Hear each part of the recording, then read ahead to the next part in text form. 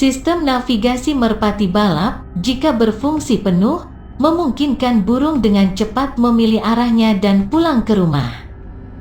Sistem ini bergantung pada unsur-unsur alam yang tersedia berlimpah selama kondisi cuaca baik. Pesawat menggunakan sistem navigasi buatan untuk berpindah dari titik keberangkatan ke tujuannya. Selama penerbangan, pilot menggunakan radar untuk menghindari cuaca buruk yang mungkin membahayakan penerbangan. Penggunaan radar juga memungkinkan pilot mengubah arah sebelum lepas landas. Merpati balap tidak memiliki kemewahan itu. Mereka bergantung pada pilihan yang dibuat oleh pembebas. Setelah dibebaskan, mereka tidak punya pilihan selain memanfaatkan apa yang akan terjadi sebaik mungkin. Meskipun mereka mungkin diharapkan untuk mengambil rute pulang terpendek, hal ini tidak selalu terjadi. Terkadang mereka terpaksa mengambil rute yang lebih panjang. Contohnya adalah apa yang terjadi ketika burung mengalami aktivitas badai petir.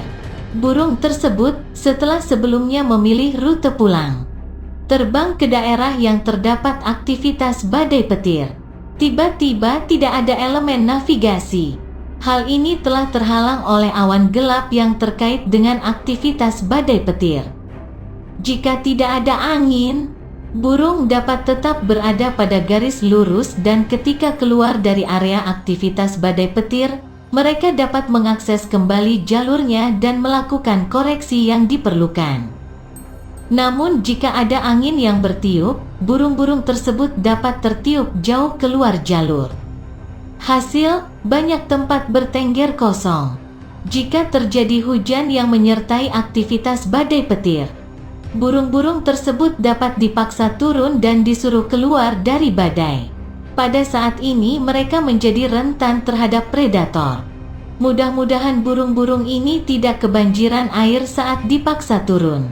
Ini akan menjadi bencana. Hujan ringan dapat membantu burung. Ini dapat memberikan efek mendinginkan pada burung saat cuaca sangat hangat dan dapat mengisi kembali udara sehingga terasa lebih segar. 13. Gangguan elektromagnetik. Meskipun tidak ada bukti yang mendukung atau menyarankan bahwa medan magnet bumi mempunyai pengaruh pada sistem navigasi merpati balap, namun tidak ada bukti konklusif bahwa medan listrik tidak menyebabkan stres pada burung. Selama beberapa tahun telah terjadi peningkatan aktivitas gelombang mikro yang signifikan. Kegiatan ini kadang-kadang dikaitkan dengan perlombaan dan lemparan latihan yang sulit. Karena hubungan ini, tidaklah bijaksana untuk mengabaikan aktivitas listrik begitu saja. Kehati-hatian harus diberikan untuk menghindari situasi apapun yang dapat membuat burung terkena risiko yang tidak perlu. Karena fakta bahwa sinar UV dapat datang dalam bentuk gelombang, ada kemungkinan jika dikombinasikan dengan gelombang mikro, kadang-kadang dapat menimbulkan dampak buruk pada burung. Catatan, pernyataan ini mungkin tidak diterima oleh banyak ilmuwan. Jika mereka menelusuri database NOAA pada hari Sabtu tanggal 22 Agustus tahun 1998 ketika Grand Nasional untuk burung muda di Belanda diterbangkan. Sepanjang balapan, faktor K hampir mencapai angka 10, yang merupakan angka tertinggi. Perlombaan berlangsung sulit, burung pertama pulang dengan kecepatan lebih rendah dari yang diperkirakan. Balapan yang sulit tidak pernah diharapkan.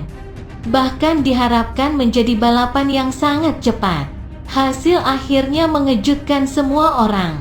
Namun, perlu dicatat bahwa perlombaan nasional Orleans tahun 1998 telah menunjukkan kepada kita bahwa merpati balap pada saat faktor K tertinggi, dalam kondisi cuaca optimal, dapat menemukan jalan pulang tanpa masalah sama sekali.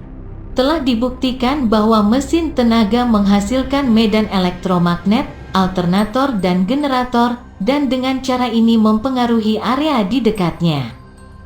Pengangkut merpati generasi baru semuanya akan memiliki mesin tenaga untuk sistem ventilasi, pompa air, penerangan, Segera setelah generator atau mesin listrik dipasang di dalam pengangkut merpati, generator ini perlu diisolasi. Pengangkut merpati juga perlu dibumikan untuk membubarkan muatan elektromagnetik. Hal ini dapat diatur dengan strip logam kecil yang menyentuh tanah, jenis yang sama seperti yang digunakan pada mobil untuk mencegah mabuk kendaraan pada anak-anak. Jika kita tidak melakukan ini, area tempat merpati berada akan bermuatan listrik statis. Membuat keputusan sebelum pembebasan adalah suatu keharusan di zaman sekarang ini. Teknologi saat ini memungkinkan kita memperoleh informasi terkini yang ada. Dalam bab sebelumnya, kami telah menjelaskan berbagai jenis cuaca dan apa yang akan terjadi jika burung-burung tersebut dibebaskan. Apa yang tercantum di bawah ini adalah daftar periksa yang dapat digunakan sebagai panduan yang diharapkan dapat membantu Anda mengambil keputusan yang tepat. Kami akan menunjukkan kepada Anda apa yang kami anggap sebagai tautan cuaca terbaik yang dapat ditemukan di internet. Langkah pertama yang harus dilakukan adalah melihat citra satelit. Dengan melakukan ini, pengontrol balapan mendapatkan gambaran sempurna tentang situasi cuaca pada saat itu dan juga cuaca seperti apa yang diperkirakan akan terjadi sepanjang hari itu. Jika ramalan cuaca menunjukkan cuaca buruk terjadi pada hari itu juga, pembebasan di pagi hari mungkin dapat dilakukan. Atau mungkin justru sebaliknya, mungkin perlu untuk menahan burung-burung tersebut untuk pembebasan nanti sambil menunggu cuaca buruk keluar dari area tersebut. Kami ingin para peternak dan pengawas lomba melihat citra satelit secara teratur untuk mendapatkan pengalaman tentang pergerakan cuaca. Hal ini mungkin memberikan keuntungan bagi pengontrol balapan karena memiliki gagasan bagus mengenai berapa lama mereka harus menunggu hingga suatu sistem dapat berjalan.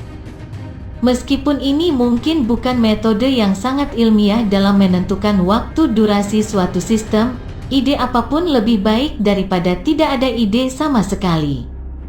Langkah selanjutnya adalah mendekatkan jalur penerbangan, melihat radar cuaca yang paling penting. Hal ini mungkin memberikan keuntungan bagi pengontrol balapan karena memiliki gagasan bagus mengenai berapa lama mereka harus menunggu hingga suatu sistem dapat berjalan. Meskipun ini mungkin bukan metode yang sangat ilmiah dalam menentukan waktu durasi suatu sistem, ide apapun lebih baik daripada tidak ada ide sama sekali. Langkah selanjutnya adalah mendekatkan jalur penerbangan, melihat radar cuaca yang paling penting. Hal ini mungkin memberikan keuntungan bagi pengontrol balapan karena memiliki gagasan bagus mengenai berapa lama mereka harus menunggu hingga suatu sistem dapat berjalan. Meskipun ini mungkin bukan metode yang sangat ilmiah dalam menentukan waktu durasi suatu sistem, ide apapun lebih baik daripada tidak ada ide sama sekali. Langkah selanjutnya adalah mendekatkan jalur penerbangan, melihat radar cuaca yang paling penting. Belum lama berselang di Belanda, setiap pengawas balapan mempunyai sejumlah orang kepercayaan di jalur penerbangan. Pada hari perlombaan di pagi hari, orang-orang kepercayaan ini ditelepon untuk mengumpulkan informasi cuaca sebanyak mungkin. Dengan dibentuknya lembaga khusus oleh NPO Asosiasi Merpati Belanda, proses ini menjadi terhambat. Kini dengan semua layanan yang disediakan di internet, kontak pribadi semacam ini mungkin akan hilang. Namun kami pikir kontak ini harus dipertahankan. Bayangkan situasi ketika internet mati atau sangat sulit untuk dimasuki. Hal ini terjadi beberapa kali ketika cuaca yang tidak diperkirakan menyebabkan malapetaka. Langkah selanjutnya yang dilakukan pengontrol balapan adalah memeriksa cuaca sebenarnya di negara, wilayah pada jalur penerbangan. 1. Jarak pandang kurang dari 5 km. 2. Saat hujan. 3. Kondisi mendung lebat dengan tutupan awan rendah, kabut, atau aktivitas badai petir. 4. Angin kencang yang melebihi 36 km per jam, 23 meter per jam. 5. Suhu yang sangat tinggi 35°C+ untuk burung tua dan 30°C+ untuk burung muda. 6. Angin kencang disertai hujan deras di jalur penerbangan. 7. Kondisi yang sangat tenang menandakan ada sesuatu yang tidak beres. 8. Ketika merpati di dalam alat pengangkut sangat sunyi dan menandakan ada sesuatu yang tidak beres. 9. Saat terjadi inversi. 10. Ketika medan magnet bumi sangat terganggu dan pada saat yang sama timbul dampak negatif lainnya. 11. Ketika merpati tidak mempunyai waktu istirahat yang cukup setelah tiba di lokasi pelepas liaran. 12. Jika waktu pelepasannya terlalu sore. 13. Jika burung tidak mempunyai peluang yang masuk akal untuk berhasil pada hari itu kecuali dalam perlombaan jarak jauh. Kondisi balapan yang paling menguntungkan adalah 1. Angin belakang. 2. Suhu antara 10 sampai 25 C. 3. Cuaca kering. 4. Jarak pandang bagus 20 km + 5. Awan tinggi dan bergerak dengan area luas berwarna biru. Dalam keadaan normal, semua konvoi ingin melepaskan burungnya secepatnya. Di seluruh Eropa, semua organisasi berbeda memiliki ribuan burung yang dirawat pada hari perlombaan. Kehati-hatian harus diberikan saat melepaskan burung pada waktu yang ditentukan untuk menghindari bentrokan. Di Belanda, semua pengawas perlombaan menelepon ke Lembaga Pusat Pelepas Liaran Merpati dari Asosiasi Merpati Belanda, NPO. Dengan adanya penanggung jawab yang mempunyai pengetahuan tentang di mana rencana pelepas liaran merpati, maka waktu terbaik untuk pelepas liaran merpati akan ditentukan.